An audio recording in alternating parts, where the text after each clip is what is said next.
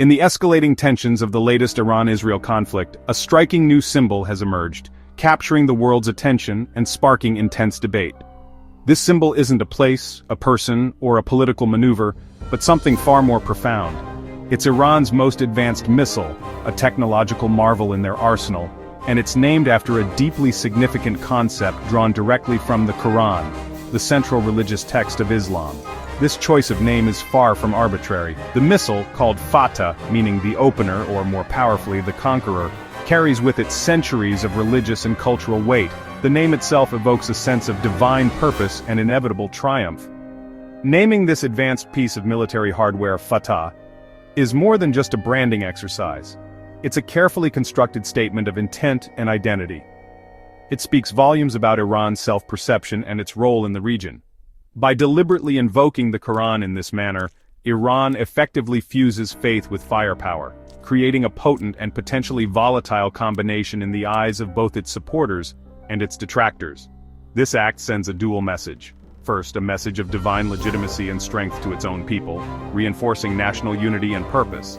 And second, a clear warning to its adversaries, signaling unwavering resolve and divinely sanctioned power.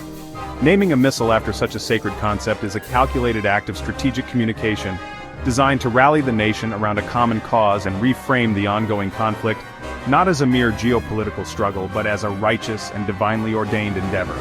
This move functions as both propaganda, intended to bolster domestic support, and psychological warfare, aimed at influencing perceptions and shaping narratives both at home and on the international stage, particularly concerning the justification for military action.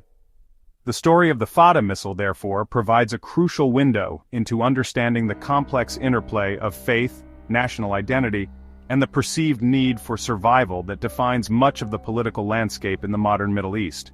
It forces us to confront a fundamental question: what are the implications, and what are the potential consequences, when the language of prayer, traditionally associated with peace and supplication, becomes inextricably linked to the language of war and destruction?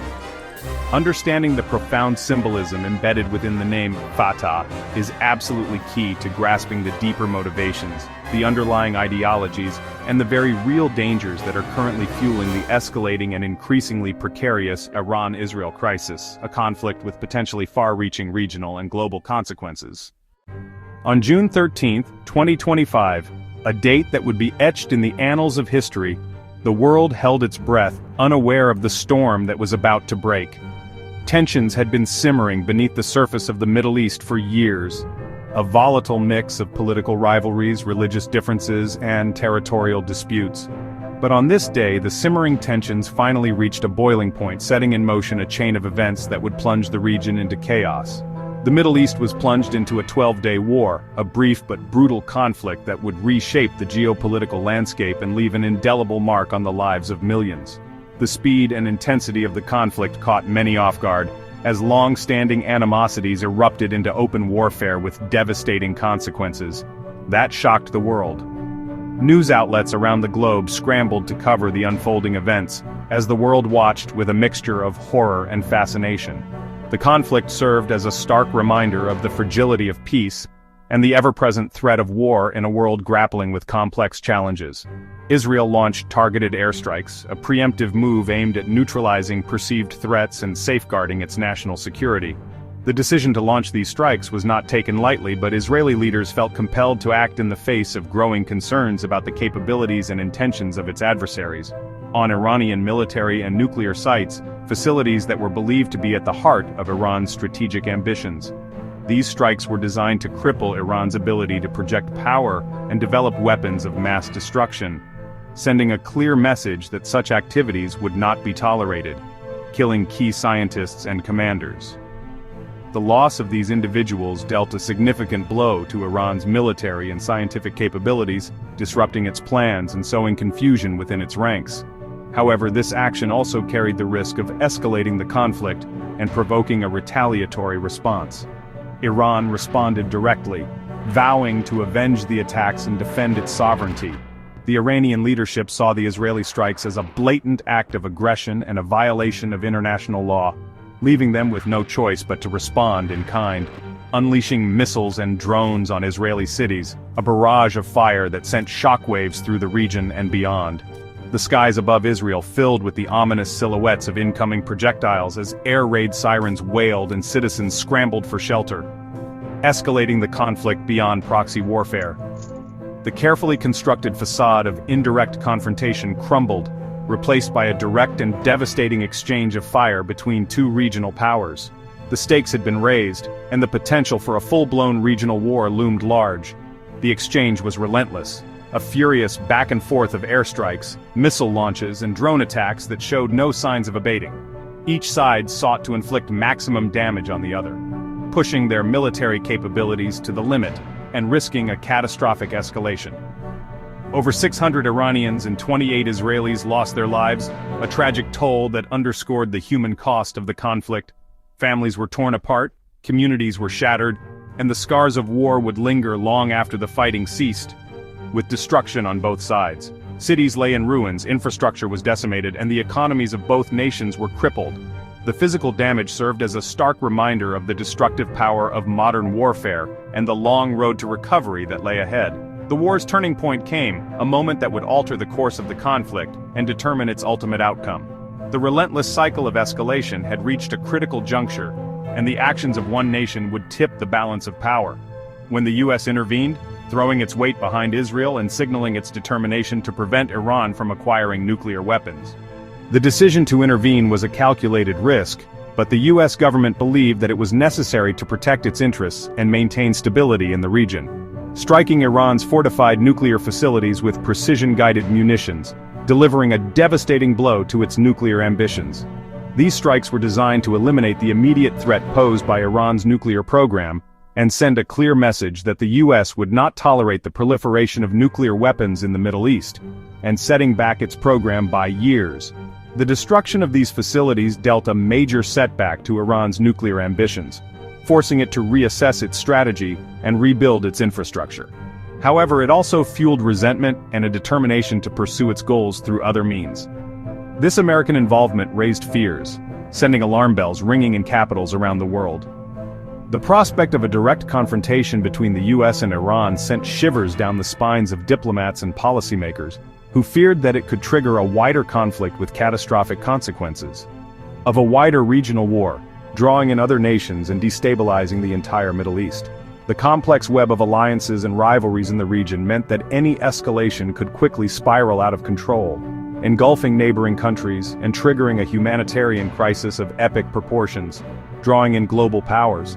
The United Nations Security Council convened an emergency session as world leaders scrambled to find a diplomatic solution to the crisis.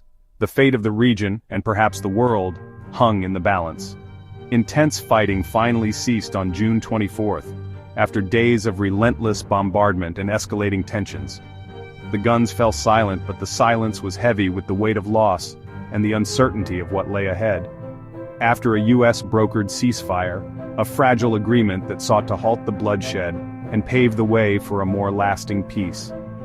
The negotiations were fraught with difficulty, as both sides harbored deep-seated grievances and mistrust.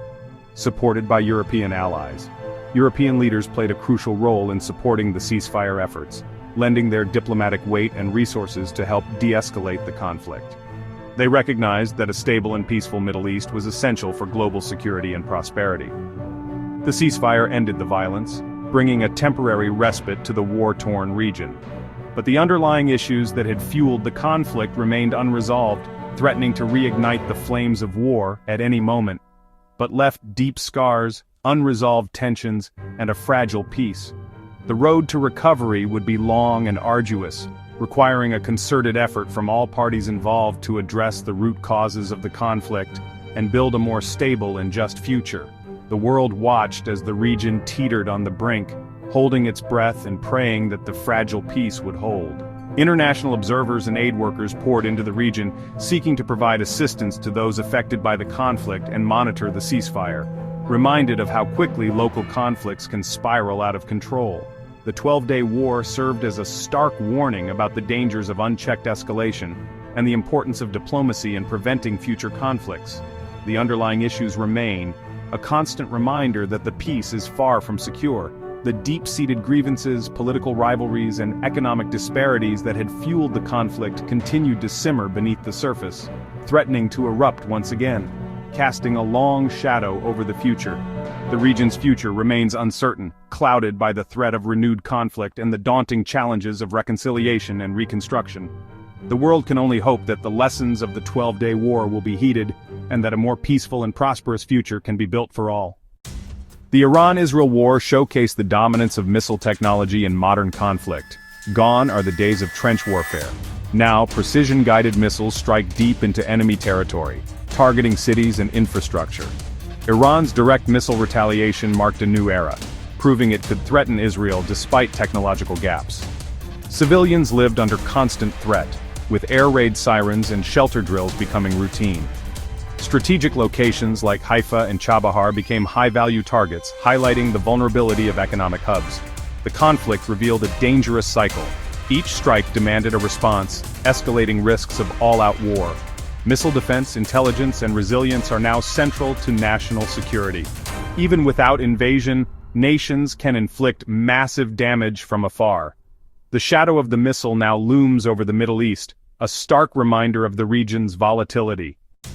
Iran's hypersonic Fatah missile is more than a technological leap. It's a symbol. Named after one of God's titles in Islam, Fatah frames Iran's military actions as divinely sanctioned. This sacred branding boosts morale at home and sends a message of defiance abroad.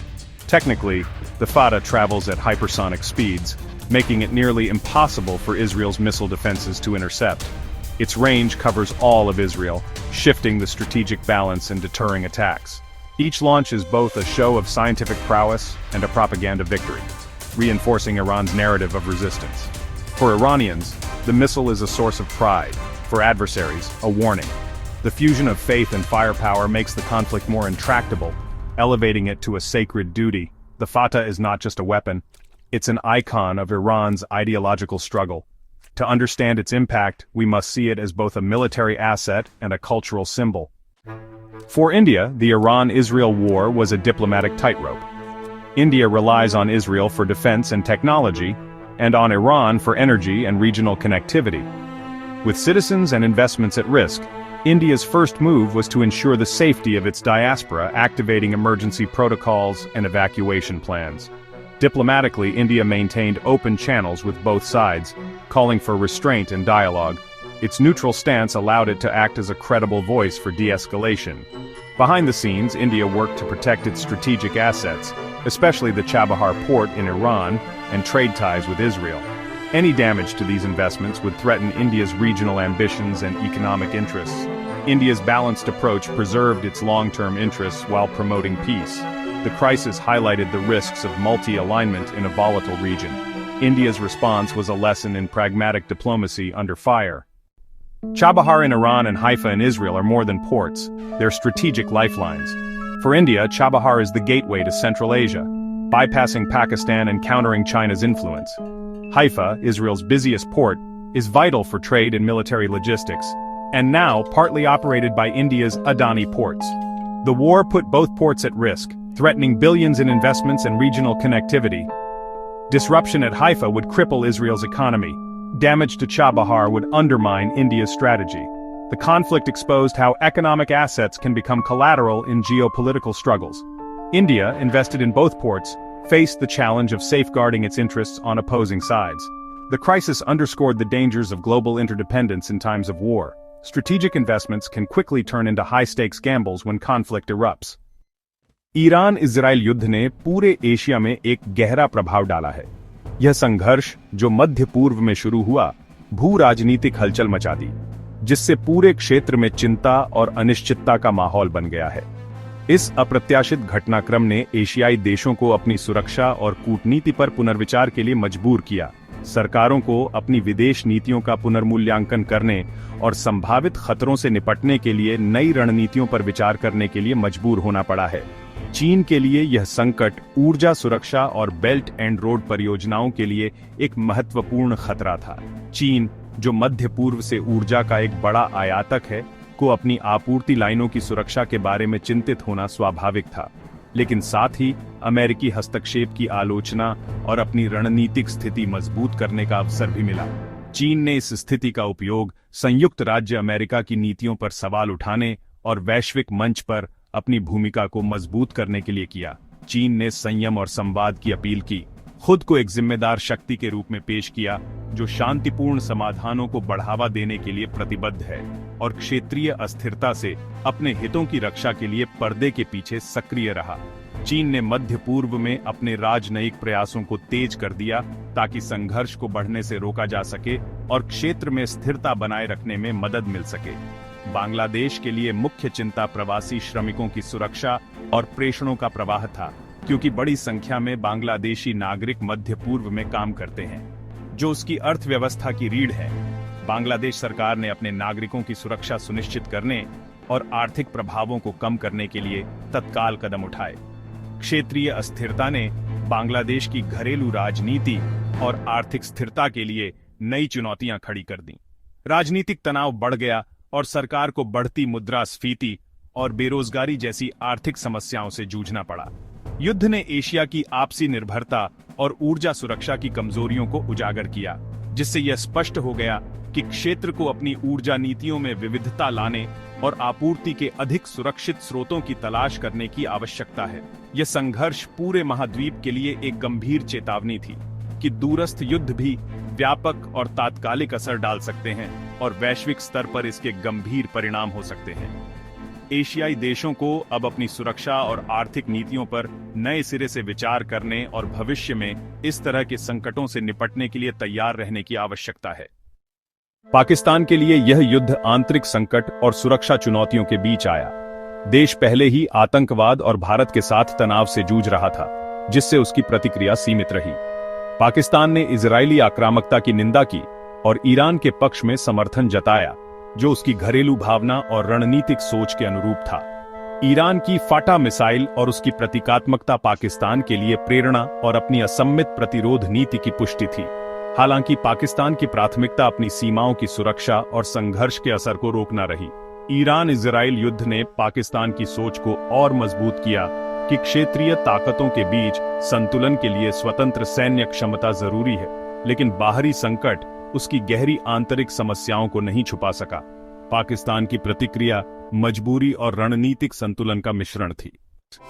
Iran की missile को Quranic नाम देना धार्मिक प्रतीकों और सैन्य शक्ति के मेल की लंबी परंपरा का हिस्सा है। इतिहास में युद्धों को पवित्र घोषित कर जनता को एकजुट और दुश्मन को राक्षसी दिखाने की कोशिशें होती रही हैं। आधुनिक इस्लामी दुनिया में मिसाइलों के नाम मुस्लिम विजेताओं या धार्मिक अवधारणाओं पर रखकर राष्ट्र की पहचान और सैन्य शक्ति को जोड़ा जाता है। ईरान जैसी सरकारें अपनी तकनीकी प्रगति को धार्मिक वैधता से जोड़कर नेतृत्व का अधिकार मजबूत करती हैं। जब दोनों पक्षों की पहचान धार्मिक ग्रंथों से जुड़ी हो, तो संघर्ष सिर्फ राजनीतिक नहीं बल्कि पवित्र कर्तव्य बन जाता है। ऐसे प्रतीकों का सैन्यकरण समझौते को मुश्किल और कट्टरता को बढ़ावा देता है। फटाह मिसाइल आधुनिक तकनीक और प्राचीन आस्था के खतरनाक मेल की चेतावनी है। ईरान इजराइल युद्ध ने दिखाया कि आधुनिक मिसाइल युद्ध कितनी तेजी से तबाही ला सकता है। अब संकट कभी भी युद्ध में बदल सकता है। अमेरिकी मध्यस्थता से हुआ युद्ध विराम बताता है कि कूटनीति ही विनाश से बचने का रास्ता है। भारत जैसे देशों के लिए यह युद्ध बहुगठबंधन की नीति और रणनीतिक निवेशों के जोखिमों को उजागर करता है। चाबहार और हाइफा जैसे बंदरगाह संभावित निशाने बन गए, जिससे आर्थिक हित भी सीधे खतरे में आ गए। धार्मिक प्रतीकों और हथियारों का मेल समाधान की संभावना को और कठिन बना देता है, संवाद को विषैला और कट्टरता को बढ़ाता है। अंतर्राष्ट्रीय समुदाय को युद्ध और आस्था की भाषा के बीच स्पष्ट अंतर बनाए रखने के तरीके खोजने होंगे। सबसे बड़ा सबक टिकाऊ शांति का रास्ता बातचीत, आपसी सम्मान और साझा मानवता की पहचान में है, युद्ध नहीं।